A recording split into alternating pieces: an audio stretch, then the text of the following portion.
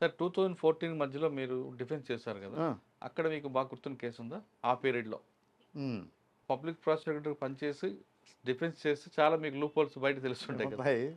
CBI head constable ఆయన. ఇన్వే ఏఎస్ఐఓ ఆయన యాక్చువల్‌గా మెంటల్లీ అన్‌సౌండ్ అని చెప్పాలి. హుహు. జాబ్ కూడా అబ్స్కాండ్ అయిపోతే removed from service. He involved in the rape case. హ్మ్. సబ్బవరం. హుహు. ఈ నేటివ్ ఆఫ్ సబ్బవరం. ఎక్కువ అక్కడే ఎందుకుంటాయండి సబ్బవరం, చోడవరంలోనే అంటే ఇల్లీగల్. ఎప్పుడు అక్కడ everywhere they will be there అండి. ఆ! ఈ జ్యూరిస్డిక్షన్ రూరల్ ఏరియా అక్కడ కాబట్టి మన సబ్బవరం, చుట్టుపక్కల చోడవరం ఇవన్నీ కనిపిస్తాయి. అంటే ఇటు దేవరాపల్లి. ఆనందపురంలో ఉన్నాయి కూడా ఉన్నాయి. ఆహా! ఆనందపురంలో అయితే నాకు ఇంకా సెన్సేషనల్ కేసు చైల్డ్ మర్డర్ అండి. హ్మ్. భీమిలి సీబీఐ చెప్పండి ఫస్ట్ రేప్ కేస్‌లో ఉన్నాడు వాడు. ఆ! ఆ!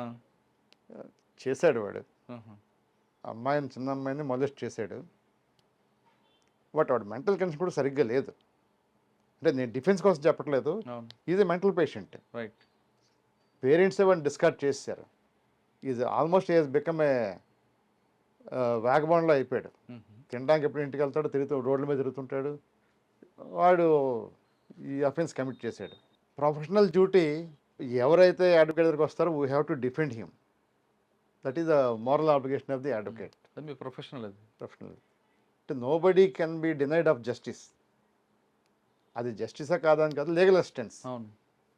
సో చేసాం. అక్విట్లో వచ్చింది అంటే వచ్చింది. టెక్నికల్‌గా వచ్చింది. ఎలా అండి?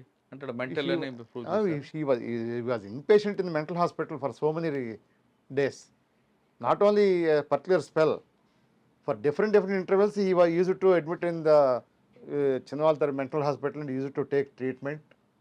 అంటే ఆ రీజన్‌తో ఆ కేస్ అక్విడల్ అయిందా? Acquittal. ఆహా! Technical reason. టెక్నికల్ రీజన్ గాని. కానీ వాస్తవంగా వాడు చేసాడు. చేసాడు. ఇట్ ఈస్ మోరల్‌గా మనకు తెలుసది. హ్మ్. కానీ అక్కడ మరి వాళ్ళు ప్రూవ్ చేయలేకపోయారా ప్రాసిక్యూషన్ కూడా? ప్రాసిక్యూషన్ ప్రూవ్ చేయడం అంటే, ఇది స్ట్రాంగ్ టెక్నికల్ డిఫెన్స్ ఇది. He is there in mental hospital for so many days, so many spells of so law provided అంటే కాన్షియస్‌గా చేసింది కాదు ఇది. హ్మ్. హి వాస్ అందుకు అండర్ ది అచ్చా! Spell of that lunatic intervals. Sir ఇప్పుడు ఇక్కడ పసిపాప భీమిలి. భీమిలిలో ఇద్దరు పిల్లల్ని మర్డర్ చేశారు. ఫాదరే చేశాడు. ఫాదరే.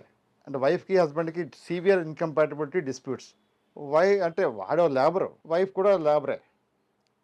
But they got ancestral properties Bheemili ఏరియాలో. సిఓటీఆర్ అని ఉంది అక్కడ. చర్చ్ ఆన్ ది రాక్ అనే ఏరియా అక్కడ భీమిలి వై జంక్షన్ దగ్గర. ఓకే. ఆ ఏరియాలో ఉంటారాళ్ళు. హ్మ్. వైఫ్‌కి మాటికి డబ్బులు అడిగి హింసించడం, కొట్టడం చేస్తుంటాడనమాట. తాగడానికి వాటికిను. వైఫ్ డబ్బులు ఇవ్వట్లేదని చెప్పని that is the only immediate reason for the husband. హ్మ్. హేటెడ్. పిల్లల్ని తీసుకెళ్ళిపోయి సైకిల్ మీద తీసుకెళ్ళిపోయి ఒకళ్ళు కాదు. పోనీ ఒకళ్ళనంటే ఏదో ఆడ ఔట్ ఆఫ్ యాంగర్ చేసాడంటే ఇద్దరు పిల్లల్ని సైకిల్ మీద కూర్చోబెట్టుకొని అక్కడ అరకు. అనంతపురం ఏరియాలో ఆహా!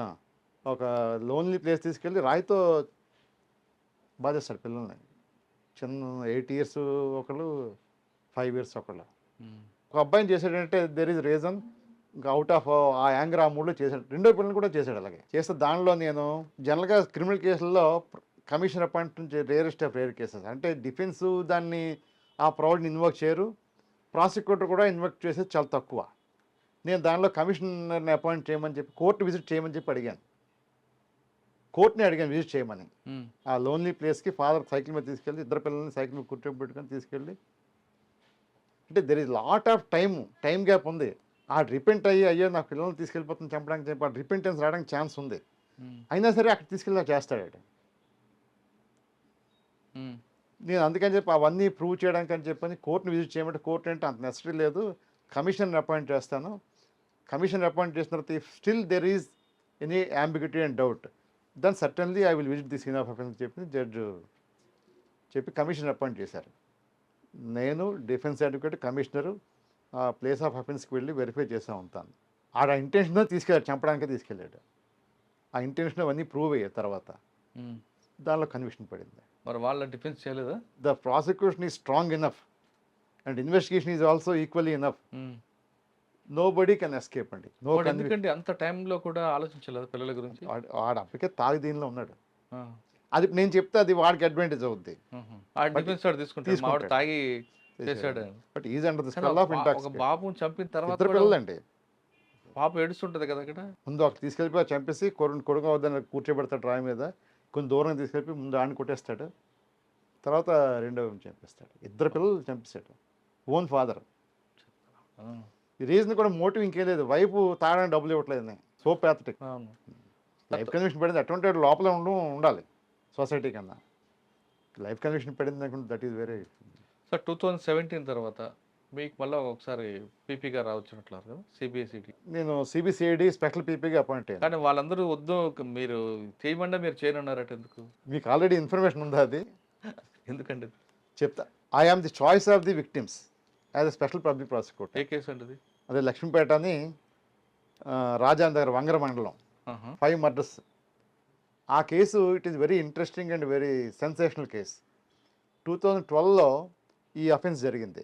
వంగర దగ్గర లక్ష్మీపేట విలేజ్, అది రీసెటిల్మెంట్ కాలనీ. ఇది మడ్డవలస. మడ్డువలస రిజర్వాయర్ అవును. కన్స్ట్రక్షన్ అయినప్పుడు ఇంచుమించు 300-400 acres land was acquired from the local farmers. ఆ ఎక్వైర్ అయిన తర్వాత project was completed. Project complete అయిపోయింది. After completion of the Madduvalasa reservoir there was an unsubmerged land nearly 100 and 200 acres. Acquisition అయింది more than 600 acres I think, to my knowledge, okay. If I'm correct. ఓ 200 acres ఎంతో unsubmerged land ఉండిపోయింది after completion of the project. Very rarest of the rare కేసెస్లోనే heavy rains వస్తుంది తప్ప అది submerge అవ్వదు, inundate అవ్వదు. ఆ ల్యాండ్ లోకల్ రైతులు దాన్ని కల్టివేట్ చేసుకుంటున్నారు ఓవర్ ఏ పీరియడ్. ఆ ల్యాండ్ ఎక్విజిషన్ అయినప్పుడు government has followed the procedure and paid compensation to the original rights. Okay. After payment of compensation, they are no more owners of the land. It is a public property. కానీ project complete అయిపోయిన తర్వాత ఏం జరిగింది, ఈ అన్సబ్మర్జ్డ్ land అక్కడున్న రైతులు దాన్ని cultivate చేసుకుంటున్నారు. రైతుల్లో కొంతమంది షెడ్యూల్డ్ క్యాస్ట్ నుంచి ఉన్నారు, కొంతమంది కాపు కమ్యూనిటీస్ కూడా ఉన్నారు. ఈ క్యాస్ట్ రిఫ్ట్ అయిపోయింది. అది ఎలా అయింది, ఒరిజినల్గా అంతకుముందు ఎస్ట్వేల్ ఓనర్ ఉంటాడు. Of course after receiving compensation is no more a owner, is only an erstwhile owner. అలా ల్యాండ్ని కొంతమంది ఎస్సీస్ దాన్ని కల్టివేట్ చేస్తుంటే there was a rift between the original owners and the SC people. ఇలాగా this is the root cause of that offence. Okay. అది ఒకరోజు కాదు, ఓవర్ ఏ పీరియడ్ ఇంచుమించు 15-20 years నుంచి అలాగా. అవునండి, ఎప్పటి నుంచో మడ్డవలస నడుస్తుంది ఇష్యూ. జరుగుతుంది. చిన్న చిన్న గొడవలు, కొట్లాటలు, తగువులు ఇలాగ పోలీస్ స్టేషన్లోనూ ఆర్డీఓ కోర్టుల్లోనూ ఇలాగ జరుగుతూనే ఉన్నాయి. దీంతో గవర్నమెంట్ ఏం చేస్తుందంటే పికెట్ పెట్టింది అక్కడ, ఇవి ఎక్కువైపోతున్నాయని చెప్పాను. నర్సంపేటలో బై ఎలక్షన్కి ఈ పికెట్ని అక్కడికి పంపించారు. ప్లాట్ ఏంటంటే ఎక్యూజ్డ్ ఈ పికెట్ బై ఎలక్షన్కి వెళ్ళిపోతుంది, village will be without any armed forces. ఆ టైంలో అఫెన్స్ కమిట్ చేద్దామని వాళ్ళు డిసైడ్ అవుతారు. అఫెన్స్ జరిగిన ముందు రోజు రాత్రి ఒక ఎక్యూజ్డ్ ఇంట్లో అందరూ అసెంబ్లీ ఇలా చేద్దాం అని చెప్పి మోడస్ ఆపరేంటి డిసైడ్ అవుతారు. అందరూ ఎక్యూజ్డ్, డిసీజ్డ్ అందరూ అదే ఊర్లో ఒకరికొకరు బాగా known persons, known to each other. ఏ ఇంట్లో ఎవరుంటారో కూడా అందరికీ తెలుసు, వాళ్ళకి తెలుసు అందరికీ. వీళ్ళు ఒక అసెంబ్లీగా ఫామ్ అయిపోయి ఇంచుమించు దానిలో 89 మంది ముద్దాయిలు, మొత్తం 89 మంది ముద్దాయిలు టోటల్ ఎక్యూజ్డ్. విట్నెస్లు కూడా ఆ కేసులో అయితే నియర్లీ 200 విట్నెసెస్ ఫర్ ప్రాసిక్యూషన్. ఈ ఎక్యూజ్డ్ అందరూ ఏం చేస్తారంటే వెళ్ళిపోయి ఎర్లీ మార్నింగ్ ఇళ్ళలోకి వెళ్ళి తలుపులు కొట్టి ఒక్కొక్కరిని బయటికి లాగి పొగ బాంబులు వేశారు, స్మోక్ బాంబ్స్. అంటే ఎందుకు, వీళ్ళు ఎవరు వచ్చి కొడుతున్నారో తెలియకుండా ఉండడం కోసం. పొగ బాంబులు వేసి తలుపు కొట్టి ఒక్కొక్కరిని బయటికి లాగి ఒక్కొక్కరిని హ్యాక్ చేయడం మొదలుపెట్టారు అన్నమాట. ఇదంతా ఒక 1 or 2 hours లోపల, ఒక 1 hour లోపల జరిగిపోయింది అంతా. మొత్తం 5 members కూడా దొరికిన వాళ్ళు దొరికారు, పారిపోయారు. పారిపోయిన వాళ్ళకి ఇంజరీస్ జరిగాయి. దొరికిన వాళ్ళకి స్పాట్లో ఒక 5-4 చనిపోతారు, 3 స్పాట్లో చనిపోతారు, 2 హాస్పిటల్కి వెళ్ళినప్పుడు ఆన్ ది వే చనిపోతారు. Total deaths 5. ఈ స్మోక్ బాంబ్లో వేసి ఎవరు చేశారో తెలియదు, బట్ వాళ్ళకి ఊర్లో వాళ్ళకి తెలుసు ఎవరు చేశారేంటో తెలుసు, ఎందుకంటే గొడవలు జరుగుతున్నాయి అప్పటికే, అవును. వాళ్ళే చేస్తుంటారని చెప్పాను. అప్పుడు ఇదంతా లోకల్గా ముందు రోజు అంతా ఏం జరిగిందని ఒక్కొక్కరు ఇన్ఫర్మేషన్ గ్యాదర్ చేస్తుంటే ముందు రోజుగా పలానా ఆసాం ఇంట్లో ఇది అందరూ గ్యాదర్ అయ్యారు నైట్, వాళ్ళు అనుకుంది ఇదంతా చేశారు అని చెప్పని తర్వాత ఇన్వెస్టిగేషన్ ఇవన్నీ బయటకు వచ్చాయి. ఉమ్. వెంటనే supreme government of India alert అయ్యి ఇంతమంది చనిపోయిన 5 మెంబర్స్ కూడా ఫ్రమ్ షెడ్యూల్డ్ క్యాస్ట్. వెంటనే గవర్నమెంట్ అలర్ట్ అయ్యి ఎస్సీ కమిషను అందరూ అలర్ట్ అయ్యి అక్కడికి వచ్చి వెంటనే దే హ్యావ్ యాజిటేట్ చేసి జస్టిస్ జరగాలని చెప్పి ఇంకో పక్క యాజిటేషన్, విక్టిమ్స్కి ఏమో రిలీఫ్ మెథడ్స్, ఫుడ్ గిడ్ అని వేసి అంతా జరుగుతుంది అక్కడ. ఉమ్. జరిగినప్పుడు గవర్నమెంట్ ఆఫ్ ఇండియా ఏం చేసిందంటే వెంటనే అడిషనల్ సొలిసిటర్ జనరల్ అప్పటికి ఆయన రీసెంట్గా సుప్రీంకోర్టు జడ్జి కూడా ఎలివేట్ అయ్యారు ఆయన ఫ్రమ్ ఆంధ్ర. వాళ్ళ బ్రదర్ ఏమో శ్రీ రఘురామ్ గారిని సీనియర్ అడ్వకేట్ హైకోర్టులో. అచ్చా. శ్రీ ఇప్పుడు నాగేశ్వరరావు గారా? నాగేశ్వరరావు గారు. లావణేశ్వర గారు కాదు, నూతల వెంకటరమణ గారు. ఆంధ్ర నుంచి ఆయన పేరు నాకు గుర్తు రావట్లేదు, నా మొబైల్లో ఉంటుంది ఆయన పేరు. ఉమ్. హీ వాజ్ ద చైర్మన్ అనుకుంటాను ఆ కమిటీ, ఈ ఎస్టాబ్లిష్మెంట్ ఆఫ్ కోర్టు ప్రాసిక్యూషన్ అంతా. ఉమ్. సో ప్రాసిక్యూటర్ అపాయింట్మెంట్ కూడా ఆ విధంగా ఫైనలైజ్ చేయడం జరిగింది. విక్టిమ్స్ ఏం చేశారంటే నన్ను they have selected in the act, SC/ST atrocity prevention యాక్ట్లో there is a provision, victims కూడా they have a choice for appointment of a prosecutor to defend them, to conduct their prosecution. Um. ఆ రకంగా వాళ్ళు నన్ను చాయిస్గా తీసుకున్నారు. వాళ్ళు తీసుకుని వాళ్ళు they have represented to the government. So వాళ్ళు స్టేట్ SC/ST అసోసియేషను వాళ్ళందరూ కూడా నా ఇన్సిడెంట్ వెరిఫికేషన్ చేసుకుని మొత్తం నేనే రావాలని చెప్పింది. వాళ్ళు చూస్తే అప్పుడు గవర్నమెంట్ కూడా నా పేరు మూడు పేర్లో నేను కూడా ఉన్నాను, దాంతో నా పేరు ఫైనల్ వచ్చేసింది. ఉమ్. మరి మీరెందుకు వద్దన్నారు? ట్రయల్ ఏమో అక్కడ, నా ప్రాక్టీస్ ఇక్కడ, ఉమ్. నా ప్రాక్టీస్ ఎఫెక్ట్ అవుతుందేమో అని చెప్పి నేను మొదట్లో డెనై చేశాను. ఉమ్. డెనై చేస్తే it is a public cause, ఇదంతా అప్పుడు నా కేసు ఏంటి ట్రయల్ ఏంటి నాకు తెలియదు కదా. Um. By the time I was consulted ఆ కేసు ఇలా తెలిసి తప్ప కేసు నాకు ఇంట్రికసీస్ డెప్త్ నాకు తెలియదు. Um. Then I have try to probe about the incidents and cases. Um. I felt there is a public cause, issue. Then I have accepted. Okay. Accept చేసి తర్వాత ఒక 1 ఇయర్కు ఎంతకో 6 మంత్స్కు GO వచ్చింది. వీళ్ళే యాక్టివిస్టులే state SC/ST association వీళ్ళు గవర్నమెంట్తో రెగ్యులర్గా వాళ్ళు pursue చేసుకుని మాకు ఈయనే కావాలి, ఈయనే అపాయింట్ చేసుకుంటామని చెప్పింది. మొత్తానికి వీళ్ళు దే బ్రాట్ ది జీవో. ఉమ్. వాళ్ళు నా జీవో పట్టుకొని వచ్చారు, మిమ్మల్ని అపాయింట్ చేసుకున్నాం సార్ అని చెప్పాను. అంటే అప్పుడు నాకు తెలిసింది ఏంటంటే ఇలా ట్రయల్ జరుగుతున్నాయని. So I have accepted. Um. Out of my zeal Karamchedu కూడా this is the similar case. అవును. కారంచేడులో కేసు ఏమైంది, ఎలా జరిగింది, విట్నెస్లు ఏంటి డిపోజిట్ ఇచ్చారు, డిఫెన్స్ ఎలా అడిగారని చెప్పి out of my enthusiasm and interest వీళ్ళకి చెప్తే వాళ్ళు వెంటనే నాకు సార్ మీరు అలా అడగడం మాకు చాలా హ్యాపీ అండి అని రికార్డ్ మొత్తం వాల్యూమ్స్ 18 వాల్యూమ్స్ ఇక్కడ నాకు ఇచ్చారు. కారంచేడు చుండూరు కూడా చుండూరు కూడా 2 ఇచ్చారు. కారంచేడుది ఇంచుమించు 18 వాల్యూమ్స్ ఎన్నో బౌండ్ బుక్స్, FIR నుంచి చార్జ్ షీట్ నుంచి విట్నెస్లు ఏం చెప్పారు, ఆ డిపోజిషన్ నుంచి supreme court high court judgment, trial court judgment, supreme court judgment అన్నీ కూడా నాకు రికార్డ్ వాల్యూమ్స్ నాకు తీసుకొచ్చి ఇచ్చారు. వాళ్ళు దే ఫెల్ట్ వెరీ హ్యాపీ. నేను ఇంత అడిగేసరికి దే ఆర్ వెరీ హ్యాపీ. ఆ కేసులో అయిపోయిందండి, కన్విక్షన్ వచ్చింది. ఇంకా ట్రయల్ బిగిన్ అయిందండి. ఆ స్టేజ్లో there are so many inherent problems అండి. అచ్చా. అక్కడ విలేజ్లో లక్ష్మీపేట విలేజ్లో స్కూల్ బిల్డింగ్ కన్వర్ట్ చేశారు. కన్వర్ట్ చేసి కోర్టు కింద కన్వర్ట్ చేశారు. వాటర్ ఉండేది కాదు, టాయిలెట్స్ ఉండవు, అన్నీ there are so many hiccups. నేను ప్రతిసారి హీరింగ్కి వెళ్ళటం అంటే కేస్ ట్రయల్ బిగిన్ అవ్వకముందు there are so many preliminary stages in the case, in criminal case. Actual trial commence అవ్వడానికి ముందు there are so many preliminary stages. Questioning the accused, hearing on the charges, framing of the charges, even there are various technical aspects. అవన్నీ complete అవ్వడానికి మూడు time పట్టింది. ఈలో corona 2 years. ఈ 2 years corona, ఆ తర్వాత మళ్ళీ ఈ రావటం, ఈ ఎలక్షన్స్ వీటిని అక్కడ పోలీస్ పికెట్ తర్వాత కంటిన్యూ అయింది. ఒక్కోసారి విట్నెస్లు ముద్దాయిని తీసుకురావడం, అందరికీ లోకల్ పర్సన్సే, తీసుకురావడానికి ఎక్కడ ఇష్యూ ఏం లేదు, అందరూ వచ్చేవారు, అందరూ బెయిల్ మీద అందరూ వచ్చేవారు. పోలీస్ ఫోర్స్ లేదని చెప్పి ఒక్కోసారి ఇలా ట్రయల్ వాయిదా అవుతుండేది. తర్వాత కమెంట్స్ అయిన తర్వాత ఇవన్నీ అయ్యేసరికి ఇంచుమించు 4 years పట్టింది. Hmm. సీరియస్ కేసు ఇచ్చేసరికి ట్రయల్ బిగిన టైంకి అది ఏదో ఒక రీజన్ విక్టిమ్స్ వాళ్ళు మొరాయించారు, అంటే ఫర్ వేరియస్ రీజన్స్. అదే బయటికి కనిపించే రీజన్ ఏంటంటే వాళ్ళు రిహాబిలిటేషన్ జరగలేదు పూర్తిగా. రిహాబిలిటేషన్ చేయాలి యాజ్ పర్ యాక్ట్. ఉమ్. ట్రయల్ బిగిన అయిపోతే రిహాబిలిటేషన్ జరగదేమో అని అనుమానం, భయం ఇప్పటికీ పికెట్ ఉందంటే అక్కడ ఉందండి. ఉంది. లక్ష్మీపేట.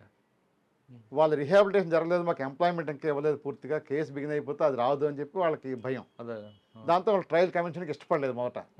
నేను ఎందుకని నాకు తర్వాత తెలిసిన రీజన్ అంతాను వాళ్ళ భయాలు ఇవని. అప్పుడు డిఎస్పీ గారు నాతో ఫాలో అయిన డిఎస్పీ గారు ఏమో స్పీడప్ చేసి గవర్నమెంట్ లైన్ చేసి వాళ్ళకి ఎంప్లాయ్మెంట్ చాలా మందికి ఇప్పించారు అప్పటికి. ఇప్పుడు వాళ్ళు సపోర్ట్ చేస్తున్నారు. చాలా మంది తర్వాత కేసు నేను బిగిన్ చేశాను. కేసు బిగిన్ చేసిన తర్వాత వాడికి ఫస్ట్ విట్నెస్కి LW1కి హార్ట్ అటాక్. అయ్యో నిజమా అవుతుంది, బట్ వాడు హార్ట్ పేషెంట్, స్టంట్లు కూడా వాడికి వేశారు. బిగిన్ అవ్వకముందే స్టంట్లు ఉన్నాయి వాడికి. దాంతో వాడు బ్రదర్ ఫీల్ అవ్వడం అంతా మొత్తంగా ఆయన కొజాలు చేసి ఆయన అలాగ బొద్దుగా చెప్పి ట్రయల్ బిగిన్ చేశాం. సార్ ఇప్పుడు ఆ కేసులో 5 చంపారు వీళ్ళు. 5 deaths. 5 deaths ఉన్నాయి కదా. ఈ అక్యూజ్డ్ ఏం సాధించారండి? వాళ్ళకి కోర్టులు జైళ్ళు అన్నీ అవుతూనే ఉంటాయి కదా. అంటే నా ప్రకారం అంటే అది రెవెన్యూ ఫెయిల్యూర్ అండి. పట్టాలు ఇస్తుంటే అసలు ఈ అఫెన్స్ ఇంతవరకు వచ్చి ఉండేది కాదు సార్. అంటుంది పర్టికులర్ ఆ కేసే కాకుండా ఆలోచించారా కనీసం అంటే కొంతమంది? అంటే చెప్తున్నా కదా, రాయలసీమలో జరిగేలాగా ఈ మోడస్ ఆపరండి ఇంతమంది ఉత్తరాంధ్రలో లేదు. అవును. పొగబాంబులు వేసి తీసుకొచ్చి బయట లాగి చంపడం అనేది మన ఉత్తరాంధ్రలో ఇప్పుడు వినలేదు. ఇప్పుడు వినలేదు. అవును. ఇక్కడ మామూలు ఒక మర్డర్ అయితే అయ్యో మర్డర్ అయిందని గోల గోల ఉంటాయి కదా. అలాగే ఈ విధంగా ఈ modus operandi of the committing offence, పొగబాంబులు వేసి ముద్దాలు ఎవరు తెలియకుండా చంపడం. ఉత్తరాంధ్రలో అంటే ఇచ్చాపురంలో ఉందండి, గతంలో ఉండేది. తక్కువ. అది ఇప్పుడు చాలా పాత ఇన్సిడెంట్ అండి. అది ఫ్యాక్షన్ అక్కడ ఉండేది కాబట్టి ఉండేది. ఓన్లీ ఇచ్చాపురమే. అవును. అక్కడ ఆ తర్వాత మళ్ళీ అక్కడ వినలేదు. లేదు. మళ్ళీ ఇలాగా అంటే ఉత్తరాంధ్రలో ఎక్కువ కర్రలతో కొట్టుకోవడం తప్ప ఇంత సఫిషికేటెడ్ పొగబాంబులు వేసి ఎవరు ఐడెంటిఫై అవ్వకుండా చంపడం అనేది లేదు. అప్పుడు సడన్ ప్రొవొకేషన్ అంతే, సడన్ ప్రొవొకేషనే. సరే తర్వాత మీరు ఎట్టుకొచ్చారండి? నేను గవర్నమెంట్ రిప్రజెంట్ చేస్తుండేవాడిని. అయితే నాకు కొన్ని పర్సనల్ ప్రాబ్లమ్స్ ఉన్నాయి. ఇక్కడ నుంచి 5 hours to and fro journey. నేను ఉండే ఏరియా నుంచి కోర్టుకి వెళ్ళడానికి నియర్లీ 2 hours జర్నీ ఒక పక్క పడుతుంది. 1.5 hour 2 hours, return 2.5 hours, 4 hours పట్టేది జర్నీ. అక్కడున్న ఫెసిలిటీ సరిగ్గా లేకపోవటం, అంటే కేసు ట్రయల్ బిగిన్ అయిన తర్వాత అడ్వకేట్కి ఎలా ఉంటుందంటే చాలా నర్వస్గా ఉంటారు. ఈవెన్ డిఫెన్స్ అవన్నీ ప్రాసిక్యూషన్ అవనివ్వండి. ఆ విలేజ్లో అది లో టెన్షన్ ఏరియా, పవర్ ఉండేది కదా సరికి, ఫ్రీక్వెంట్గా పవర్ కట్స్ ఉండేవి. సో డిఫెన్స్ అంటే డిపోజిషన్ రికార్డ్ అయిన తర్వాత పవర్ పోతే ఈ జరిగిందంతా ఎరేజ్ అయిపోతుంది. ఈ డిఫెన్స్ అడ్వకేట్కైనా ప్రాసిక్యూటర్కైనా మళ్ళీ అలాగే ఆ ఎవిడెన్స్ మళ్ళీ రావాలంటే కష్టం. సో ఇది ఉండాలి, పవర్ బ్యాకప్ ఉండాలి, ఇవన్నీ ఉండాలి. టెక్నికల్ ఇష్యూస్ బోర్డులు ఉన్నాయి. తర్వాత విట్నెస్కి నేను ఏం చెప్తున్నాను, బ్రీఫింగ్ ప్రాసిక్యూషన్ విట్నెస్కి ఇట్ షుడ్ నాట్, ఇది డిఫెన్స్ అడ్వకేట్స్ వినకుండా ఉండాలి, వాళ్ళ నుంచి ఎలుపుగా ఉండాలి, దానికి సపరేట్ రూమ్ ఉండాలి. ఇవన్నీ రాసేవండి గవర్నమెంట్కి. ముందుకు రాలేదు. అది విసిగిపోయాను నేను. ఇంకా విసిగిపోయి తర్వాత నా పర్సనల్ ప్రాబ్లమ్స్ ఎక్కువయ్యాయి. మా పాప అప్పుడు ఇంకా సిక్ అయింది. నాకు లేట్ ఇష్యూ అండి పాప ఇప్పుడు 7th class 8th class చదువుతుంది. అప్పటికి పాప 3rd, 4th, 5th ఆ దీనిలో ఉందన్నమాట. ఓకే. నేను ఉన్న ఓన్లీ డాక్టరు, లేట్ ఇష్యూ, తను సిక్ అవ్వడం, మా వైఫ్ ఎంప్లాయ్. దాంతో కొంచెం నేను ఎక్కువ టైం డివోట్ అవ్వాల్సి వచ్చింది. దాంతో ఇవన్నీ వేరే రీజన్స్ డిఫెన్స్ ఉన్నారు. డిఫెన్స్ సర్టిఫికేట్ ఉన్నారు. నేనా? My private practice. ఓకే.